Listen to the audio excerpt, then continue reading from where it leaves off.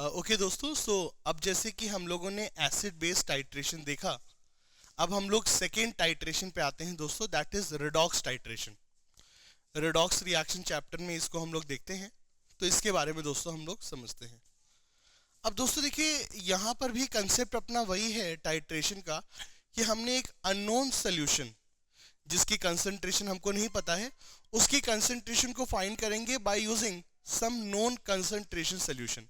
लेकिन इस बार हम लोग जब ट्रीट कर रहे हैं तो हमारे पास एसिड बेस नहीं बल्कि ऑक्सीडाइजिंग और रिड्यूसिंग एजेंट है, और रिएक्शन में एसिड बेस रिएक्शन नहीं बल्कि रिडॉक्स रिएक्शंस है, रिडक्शन एंड ऑक्सीडेशन।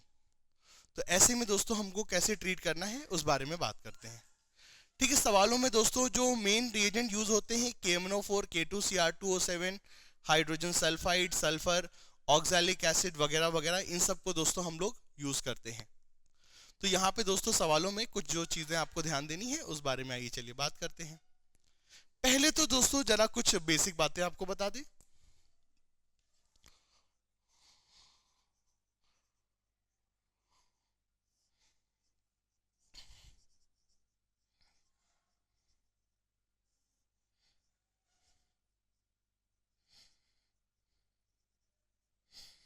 दोस्तों redox is a combination of reduction and oxidation.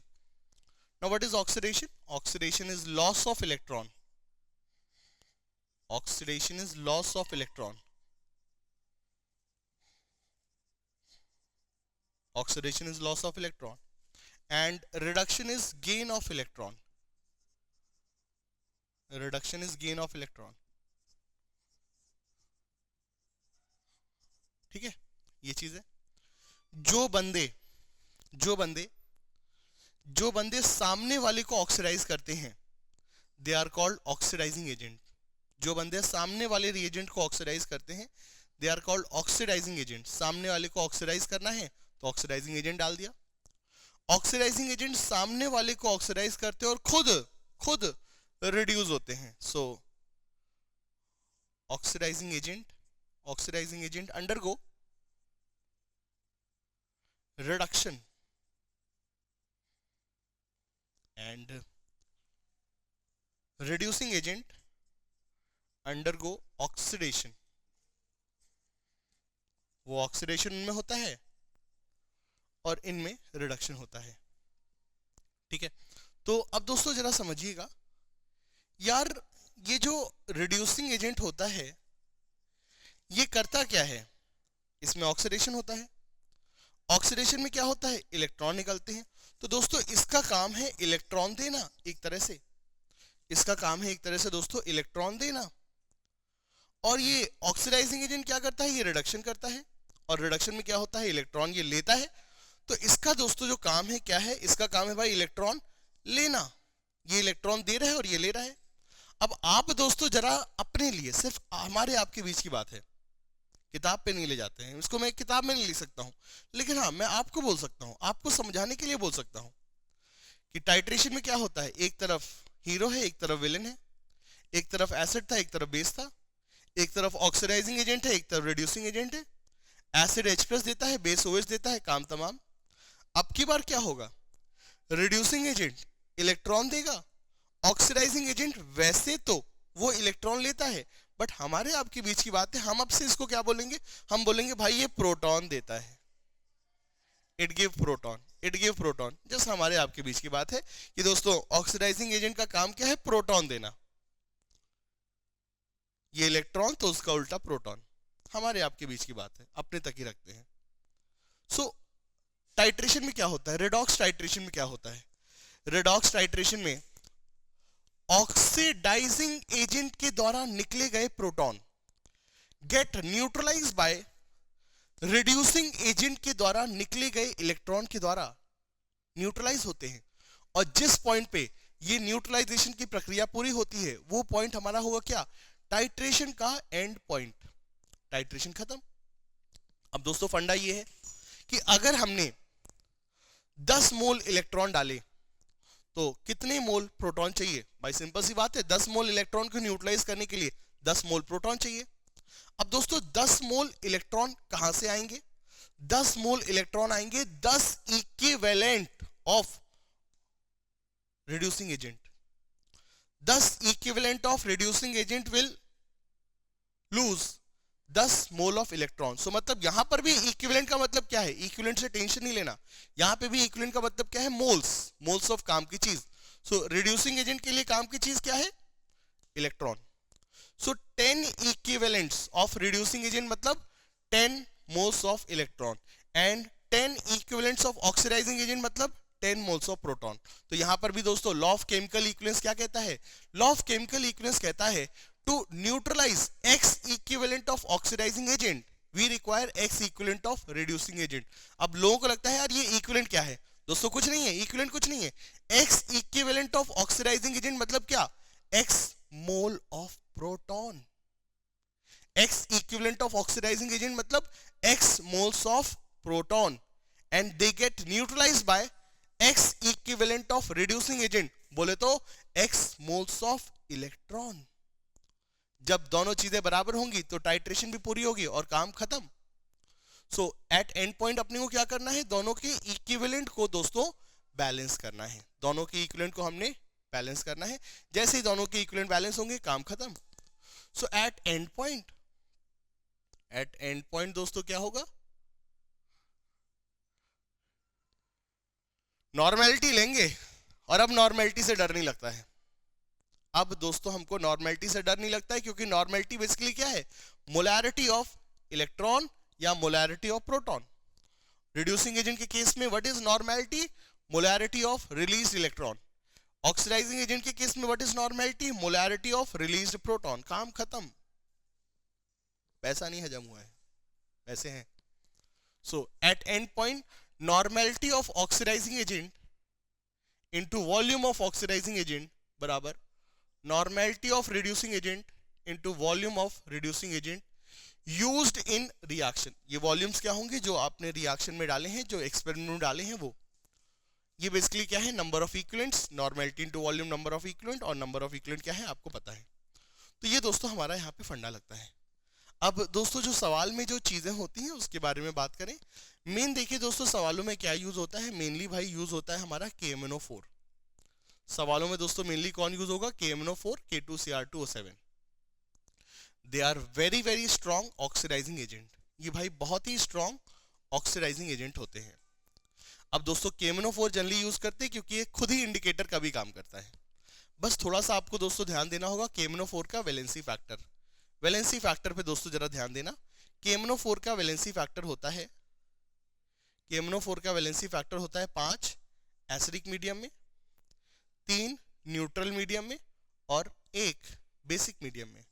ये दोस्तों ठीक है। K2Cr2O7 का वैलेंसी फैक्टर, K2Cr2O7 का वैलेंसी फैक्टर दोस्तों 6। व्हाट इज वैलेंसी फैक्टर, एक मॉलिक्यूल के द्वारा निकलने वाले इलेक्ट्रॉन या फिर एडेड यूज्ड इलेक्ट्रॉन, खाने वाले इलेक्ट्रॉन की संख्या को वैलेंसी फैक्टर कहते हैं। तो ऑक्सीडाइजिंग एजेंट भाई क्या करते हैं, इलेक्ट्रॉन खाते हैं या कहें प्रोटॉन देते हैं। तो एक KMnO4 का मॉलिक्यूल 5 इलेक्ट्रॉन देता है, 5 प्रोटॉन देता है।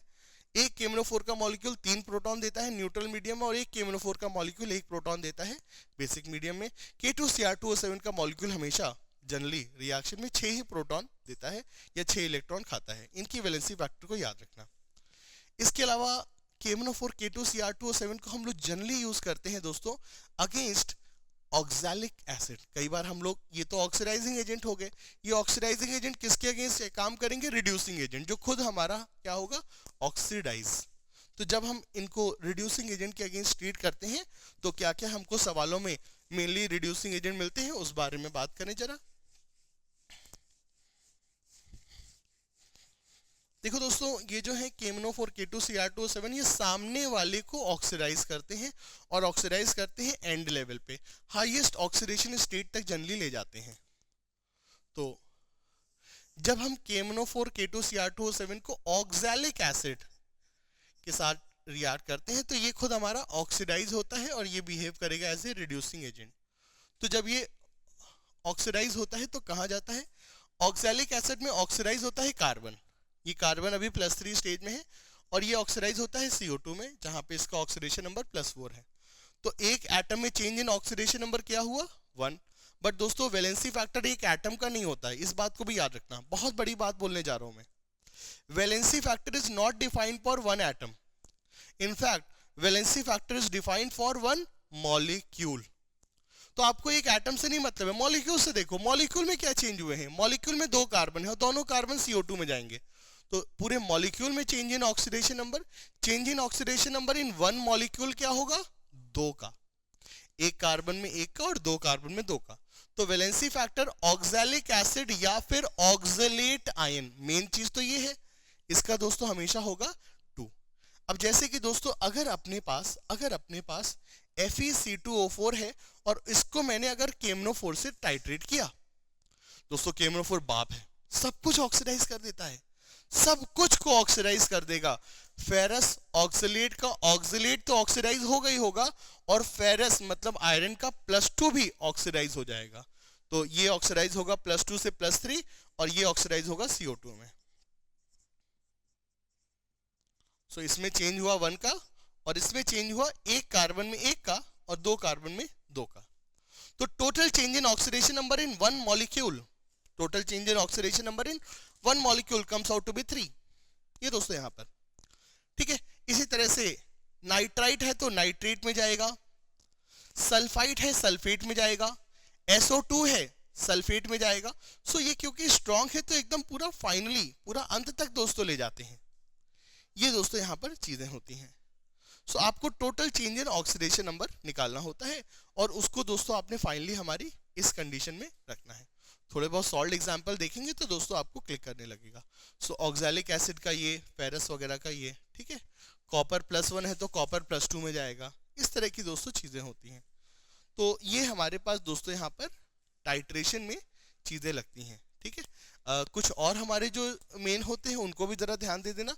ब्लीचिंग पाउडर CaOCl2 का वैलेंसी फैक्टर होता है 2। यहाँ पे हाइपोक्लोराइड आयन होता है मेन चीज OCl-, जहाँ पे क्लोरीन +1 होता है और खुद क्लोरीन -1 में जाता है। ये भी स्ट्रॉन्ग ऑक्सीडाइजिंग एजेंट है, इसका हमारा वैलेंसी फैक्टर अपना 2 होता है, ठीक है। H2O2 का वैलेंसी फैक्टर 2, चाहे ऑक्सीडेशन हो या रिडक्शन हो, हमेशा इसका वैलेंसी फैक्टर 2 ही रहेगा, ठीक है। तो इन चीजों का दोस्तों हम लोग ध्यान देते हैं। तो इस तरह से अब आप ये रेडॉक्स टाइट्रेशन का जो कंसेप्ट है इसमें भी आप चीजों को देखेंगे तो काम हो जाएगा अपना आप, ठीक है। ये अपनी बात हो गई। रेडॉक्स टाइट्रेशन में भी दोस्तों कुछ चीजों का थोड़ा सा और आपको बता दें, हालांकि मेंस लेवल पे तो वो नहीं लगता है कि यूज होंगी, बट हम लोग रिस्क नहीं ले सकते हैं। आपको भी कॉन्फिडेंस तभी बनेगा जब आपको सारी चीजें पता रहेंगी, मेंस नहीं तो एडवांस लेवल पे वो काम आएंगी। तो उनको भी दोस्तों जरा मैं आपको बता देता हूँ, ठीक है। दोस्तों रेडॉक्स टाइट्रेशन में एक टॉपिक होता है हमारा आयोडोमेट्री का, आयोडोमेट्रिक टाइट्रेशन, जिसमें कि हम लोग आयोडीन को सोडियम थायोसल्फेट के साथ दोस्तों ट्रीट करते हैं, हाइपो सोल्यूशन के साथ ट्रीट करते हैं। तो उसको भी थोड़ा सा आप लोग याद रखिएगा। दोस्तों होता क्या है, हम लोग आयोडीन को किसी भी रिएक्शन में निकलने वाले आयोडीन को नापने के लिए, उसकी मात्रा को मेजर करने के लिए हम उसको हाइपो सोल्यूशन से ट्रीट करते हैं, Na2H2O3 के साथ दोस्तों ट्रीट करते हैं। और यहाँ पे दोस्तों अपनी रिएक्शंस होती है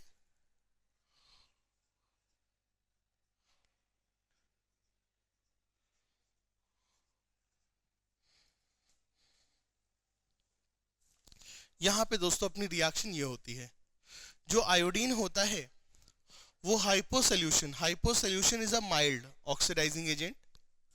hypo solution is a mild, I am so sorry, hypo solution is a खुद ऑक्सीडाइज होता है, सामने वाले को रिड्यूस करता है। Hypo solution is a reducing agent. So hypo solution एक रिड्यूसिंग एजेंट है और आयोडीन हमारा ऑक्सीडाइजिंग एजेंट है, ये हमारा होता है। रिएक्शन में इंडिकेटर यूज होता है आयोडीन के साथ हमेशा स्टार्च आयोडीन के साथ ब्लू कलर कॉम्प्लेक्स बनाता है। तो अगर अपने पास कंटेनर में आयोडीन है, उसमें थोड़ा सा स्टार्च डाल देंगे तो ब्लू कलर हो जाएगा। अब इस ब्लू कलर वाले आयोडीन के सोल्यूशन में जैसे जैसे हाइपो डालेंगे तो ब्लू कलर फेड होने लगेगा, क्योंकि आयोडीन खत्म होने लगेगा।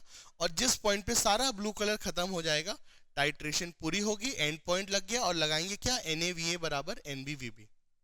अब यहाँ पे वैलेंसी फैक्टर का जरा ध्यान देते हैं। वैलेंसी फैक्टर, आयोडीन का ऑक्सीडेशन नंबर 0 है, यहाँ पे -1 है, तो बताइए वैलेंसी फैक्टर ऑफ I2 क्या होगा? बोलो बोलो बोलो भाई। वैलेंसी फैक्टर मैंने बोला change in oxidation number in one molecule not atom, one molecule. तो एक एटम में होता है ऑक्सीडेशन नंबर एटम का होता है, वैलेंसी फैक्टर मॉलिक्यूल का होता है। तो एक एटम में ऑक्सीडेशन नंबर कितने का बदला? 1 से। तो एक मॉलिक्यूल में कितने का बदला? 2 आयोडीन है एक मॉलिक्यूल में, तो कितने का बदलेगा? 2 से। तो valency factor of I2 is 2। Hypo का सोडियम थायोसल्फेट Na2H2O3 का क्या होगा? इसका ऑक्सीडेशन नंबर है अभी 2 और यहाँ पे है 2.5। तो एक एटम में कितने का बदलाव हुआ? 0.5 का। और एक मॉलिक्यूल में कितने सल्फर हैं? 2। सो पूरे मॉलिक्यूल में कितने का होगा? 0.5 इंटू 2, क्योंकि 2 ही सल्फर है ना एक मॉलिक्यूल में, इसलिए।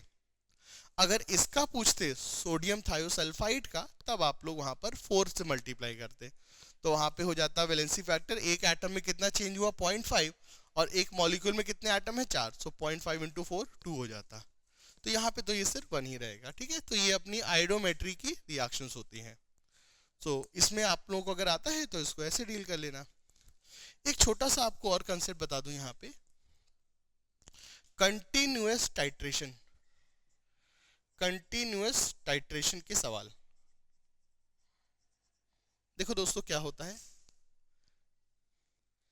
कई बार सवाल कुछ इस तरह से बनाए जाते हैं, सवाल खूब लंबा, कॉम्प्लिकेटेड और डरावना बनाया जाता है, लेकिन जब उसके कंसेप्ट को जब आप समझ जाते हैं तो आपको लगता है ये तो बच्चा सवाल है। कैसा होता है सवाल, आइए समझते हैं।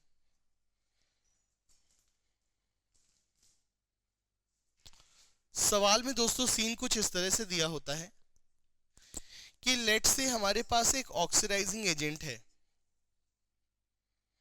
अब हमारे और आपके बीच की बात, ऑक्सीडाइजिंग एजेंट कौन होता है? जो खुद रिड्यूस होता है और सामने वाले को ऑक्सीडाइज करता है। सो ऑक्सीडाइजिंग एजेंट खुद क्या होता है? रिड्यूस होता है। And reduction is gain of electron. Reducing agent जिसमें रिडक्शन होता है वो खुद क्या करता है? इलेक्ट्रॉन लेता है। सो ऑक्सीडाइजिंग एजेंट में होगा क्या? रिडक्शन। रिडक्शन में क्या होंगे? इलेक्ट्रॉन गेन होंगे। और हमने और आपने समझा है, जिसको मैं लिख नहीं सकता, हम लोग क्या बोलेंगे? इलेक्ट्रॉन आना मतलब प्रोटॉन जाना। एक तरह से समझेंगे, ये देता है भैया प्रोटॉन, ये प्रोटॉन लूज करता है, इसमें प्रोटॉन का लॉस होता है। सो ऑक्सीडाइजिंग एजेंट भाई प्रोटॉन देता है। ऑक्सीडाइजिंग एजेंट को हमने ट्रीट किया रिड्यूसिंग एजेंट से। रिड्यूसिंग एजेंट में क्या होता है? ऑक्सीडेशन। ऑक्सीडेशन मतलब इलेक्ट्रॉन का लॉस, ठीक है, ये चीज है। तो दोस्तों सवाल कुछ ऐसे दिया जाता है कि हमारे पास कुछ ऑक्सीडाइजिंग एजेंट है, हमारे पास दोस्तों कोई ऑक्सीडाइजिंग एजेंट है। इस ऑक्सीडाइजिंग एजेंट को हमने रिड्यूसिंग एजेंट से न्यूट्रलाइज किया। अब देखो रिड्यूसिंग एजेंट क्या करेगा? इसको रिड्यूस करेगा, इसको रिड्यूस करेगा, तो ये रिड्यूस हो जाएगा। जैसे कि अगर सपोज यहां पर इसमें हम अगर देखें तो जैसे कि सपोज अगर ये KMnO4 है, तो KMnO4 ऑक्सीडाइजिंग एजेंट है, वो रिएक्शन के बाद हमारा रिड्यूस हो जाता है, उसका ऑक्सीडेशन नंबर कम हो जाता है। KMnO4 +7 से एसिडिक मीडियम में +2 में आ जाएगा। तो पहले वो +2 में आ जाएगा, लेकिन +2 में आने के बाद KMnO4 का Mn+2 अब क्या होगा? क्या वो और नीचे जा सकता है? नहीं, अब वो क्या होगा? ऑक्सीडाइज होगा।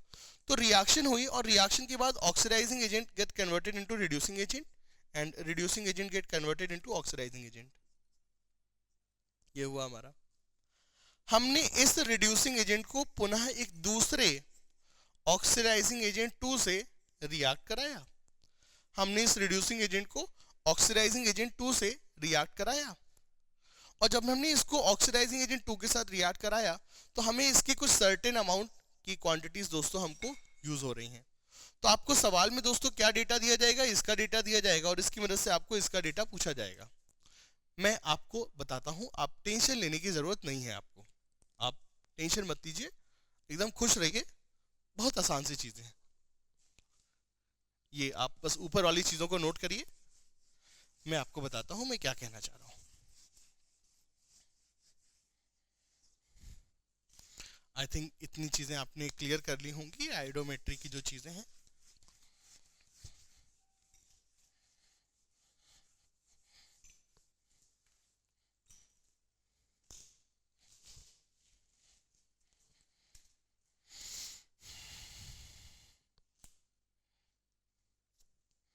दोस्तों फंडा जैसे समझिएगा, लेट्स से दोस्तों हमारे पास के आई सोल्यूशन है, 50 ml के आई सोल्यूशन है, मुझे इसकी नॉर्मेलिटी नहीं पता। मैंने इस के आई सोल्यूशन को KMnO4 के सोल्यूशन से टाइट्रेट किया, बट सवाल वाले ने KMnO4 के बारे में नहीं बताया है, बस ये बताया KMnO4 कुछ कुछ लगा, कुछ KMnO4 और कुछ वॉल्यूम हमने डाला और सारा का सारा के आई उससे न्यूट्रलाइज हो गया। अब दोस्तों रिएक्शन अगर एसिडिक मीडियम में करते हैं तो KMnO4 जाएगा Mn+2 में और Ki -1 से I2 में जाएगा। ये दोस्तों चला गया I2 में, Ki दोस्तों चला गया हमारा I2 में। ऐसा आपको सवाल में दिया हुआ है, उसने ये रिएक्शन आपको दे दी। अब दोस्तों इसके बाद क्या हुआ, सवाल वाले ने बोला टू रिलीज्ड I2 को न्यूट्रलाइज करने के लिए, रिलीज्ड I2 को न्यूट्रलाइज करने के लिए we require 5 normal hypo solution, कितना, लेट्स से 100 ml। इस I2 को न्यूट्रलाइज करने के लिए we require 5 normal hypo solution 100 ml। ये हमको दोस्तों यहां पर बताया हुआ है, ठीक है। तो इतना दोस्तों हमको यहां पर दिया गया है। हाइपो क्या होगा, खुद ऑक्सीडाइज होगा और I2 को रिड्यूस कर देगा इनटू I-। तो हमको Ki की नॉर्मेलिटी बतानी है। तो इसमें दोस्तों देखिए कंसेप्ट क्या है, इस तरह से इस सवाल को और लंबा भी कर सकते हैं, जैसे कि जो Ki बनेगा उसको फिर K2Cr2 से ऑक्सीडाइज किया और फिर उसमें किया, तो बहुत लंबा लंबा डरावना सवाल बना सकते हैं। मैं इसका ब्रीफ आपको बता रहा हूँ क्या होता है इन सवालों में। फंडा क्या होता है, मुद्दे की बात कुछ नहीं है, लॉ ऑफ केमिकल इक्विवेलेंस लगाना है, N1V1 बराबर N2V2 लगाना है, खत्म, बस इतना याद रखो। देखो दोस्तों फंडा क्या है, लेट्स से इसके एक्स इक्विवेलेंट है तो रिएक्ट करने के लिए इसके भी एक्स इक्विवेलेंट लगेंगे, और लॉ ऑफ केमिकल इक्विवेलेंस ये बोलता है कि एक्स इक्विवेलेंट रिएक्ट करने के लिए एक्स इक्विवेलेंट चाहिए, और रिएक्शन के बाद बनेंगे भी कितने, एक्स इक्विवेलेंट। इसके भी एक्स इक्विवेलेंट, इसके भी एक्स इक्विवेलेंट। अब एक्स इक्विवेलेंट I2 को रिएक्ट करने के लिए हाइपो भी कितना चाहिए, एक्स इक्विवेलेंट। तो सबके इक्विवेलेंट क्या होंगे, सेम, सबके इक्विवेलेंट क्या होंगे, सेम। तो आप किसी भी स्टेज पे किसी के भी इक्विवेलेंट्स को आप इक्वेट कर सकते हैं। Ki के इक्विवेलेंट इसके बराबर, हाइपो के इक्विवेलेंट Ki के बराबर, Ki के I2 के बराबर, I2 के KMnO4 के बराबर, सबके यूज्ड इक्विवेलेंट्स बराबर होंगे। ये दोस्तों यहाँ पे हमारा लॉ ऑफ केमिकल इक्विवेलेंस कहता है। तो अब यहाँ पे आप क्या करेंगे, N इंटू वी, N और किसका लेंगे, Ki का निकालना है, V किसका निकालेंगे, Ki का हमें दिया हुआ है, और इसको इक्वेट करेंगे N इंटू वी, किसका, हाइपो का, हाइपो का दिया हुआ है, तो उससे इक्वेट कर लेंगे, बात बन जाएगी।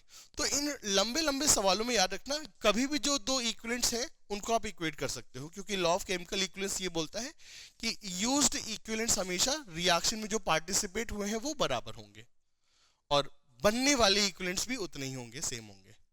तो ये दोस्तों यहाँ पे फंडा होता है। मेंस लेवल पे इतनी ही चीजें दोस्तों बहुत होती हैं, बस इन्हीं को आप अच्छे से रिवाइज कर लें, बहुत बहुत अच्छा आप करेंगे।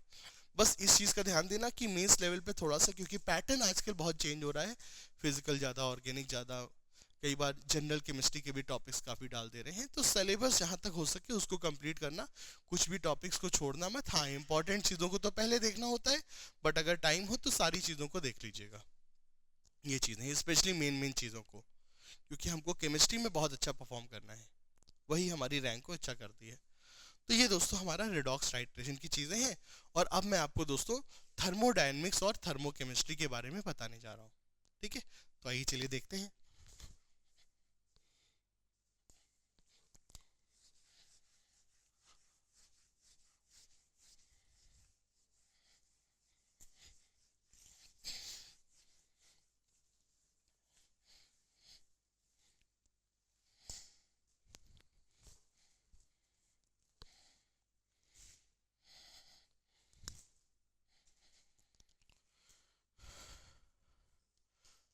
दोस्तों देखिए, थर्मोडायनेमिक्स और थर्मोकेमिस्ट्री फिजिकल केमिस्ट्री का एक बहुत बड़ा चैप्टर है, और अगर हमने इसको थोड़ा सा अच्छे से रिवीजन कर लिया इस दौरान, तो साइकोलॉजिकल लेवल पे हम अपने आप को बहुत ही प्रिपेयर्ड मानेंगे और इसका इफेक्ट हमको हमारे परफॉर्मेंस पे भी मिलेगा।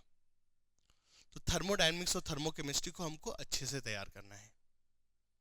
डरने की चिंता नहीं है, अपने पुराने नोट्स को एक बार देखिए और फिर ये वीडियो लेक्चर आपको हेल्प करेगा ही करेगा। दोस्तों देखिए, थर्मोडायनेमिक्स थर्मोकेमिस्ट्री एक बहुत बड़ा चैप्टर है, लेकिन इस बड़े चैप्टर में दोस्तों मेनली सिर्फ 3 चीजें ही हैं काम की। क्या क्या? एग्जाम के पॉइंट ऑफ व्यू से फर्स्ट लॉ, सेकेंड लॉ और फिर हमारा हेस लॉ, ये 3 चीजों के ही इर्द गिर्द मोस्टली दोस्तों हमारे सवाल आते हैं। हाँ, इनमें जो छोटी छोटी बातें हैं मैं आपको बताता हूँ। तो पहले दोस्तों बात करते हैं फर्स्ट लॉ की। सबसे सिंपल है, फिजिक्स में भी पढ़ा होता है तो बहुत दिक्कत नहीं होती है। चलिए दोस्तों, फर्स्ट लॉ पढ़ते हैं तो उसमें किन किन बातों का ध्यान देना है वो मैं आपको बताता हूँ, जो हम लोग अभी इस कम टाइम में जिनको हमें ध्यान देना है।